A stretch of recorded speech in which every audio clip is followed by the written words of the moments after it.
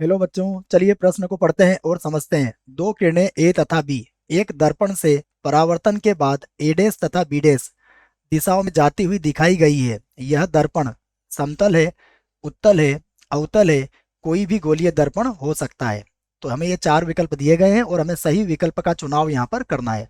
प्रश्न को हल करने से पहले प्रश्न के लिए हम मुख्य अवधारणा देख लेते हैं, जिसकी सहायता से हम इस प्रश्न को हल करेंगे। तो मुख्य अवधारणा में हम सर्वप्रथम दर्पण को समझेंगे कि दर्पण कितने प्रकार के होते हैं। तो देखो, हमें पता है कि जो दर्पण होते हैं वह सामान्यतः दो प्रकार के होते हैं। तो दर्पण के कितने प्रकार होंगे? दर्पण के होंगे हमारे दो प्रकार। ये दोनों ही प्रकार होंगे, यहाँ लिख देता हूं मैं। देखो, इसमें जो पहला प्रकार होता है वह होता है समतल दर्पण। हम इसको लिखते हैं समतल दर्पण। और उसके बाद इसका दूसरा प्रकार होता है गोलीय दर्पण। इसको भी लिख लेते हैं हम, गोलीय दर्पण। तो ये पता होना चाहिए हमें।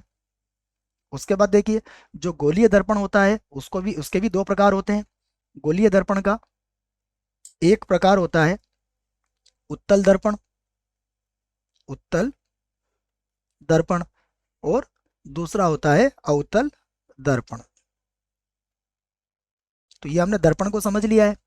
अब देखिए, प्रश्न जो कहा है उसको हम समझते हैं। तो सबसे पहले हम क्या करते हैं, प्रश्न से संबंधित तीनों दर्पणों के लिए चित्र बनाते हैं। देखिए, सबसे पहले हम बनाते हैं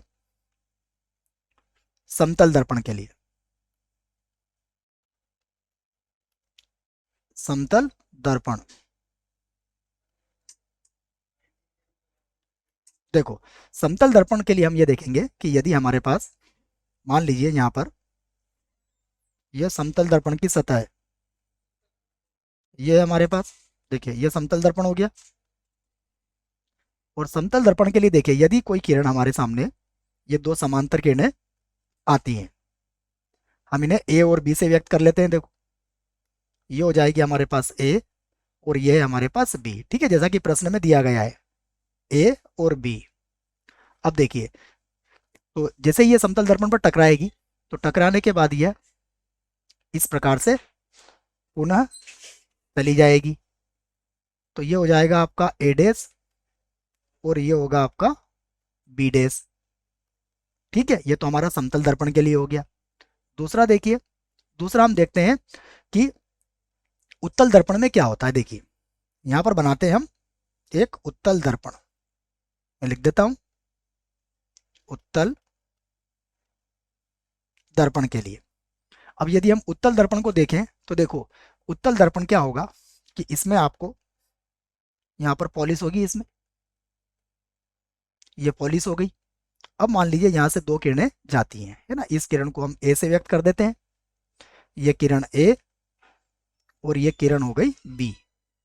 तो अब क्या होगा, देखिए, ये किरणें कहाँ निकल जाएगी, ये किरणें यहाँ से विचलित होंगी, अर्थात ये किरणें कुछ इस प्रकार से चली जाएंगी। और ये यहाँ पर कहीं से या इसके फोकस से आती हुई नजर हमें आएगी। ये उत्तल दर्पण हो गया हमारा। ठीक है, उत्तल दर्पण पूरा लिख देता हूं मैं, दर्पण। अब तीसरी स्थिति हम किसके लिए बना लेते हैं?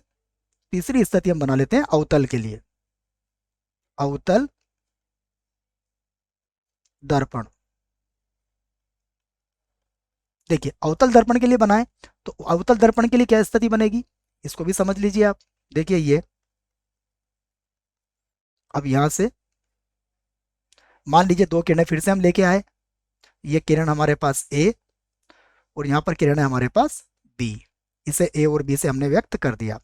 अब क्या होगा, जैसे यहाँ पर ये इस अवतल दर्पण से टकराएगी, टकराने के बाद यह कुछ इस प्रकार से निकल जाएगी। देखिए, यह कुछ इस प्रकार से निकल जाएगी। हम क्या कहेंगे कि इस स्थिति में देखो, अब तीनों स्थितियों को अगर आप समझें तो यहां से अब आप प्रश्न का उत्तर दे सकते हो। देखो, जब समतल दर्पण में यदि दो समांतर किरणें आई तो समांतर टकराने के बाद वापस समांतर दिशा में चले गई, लेकिन यहाँ पर देखो, उत्तल दर्पण में और अवतल दर्पण में ऐसी स्थिति नहीं है। तो हम अब इस प्रश्न का उत्तर दे देते हैं। देखो, इसका अर्थ ये होगा कि हमारा जो पहला विकल्प है वह क्या है, इसका बिल्कुल सही विकल्प है।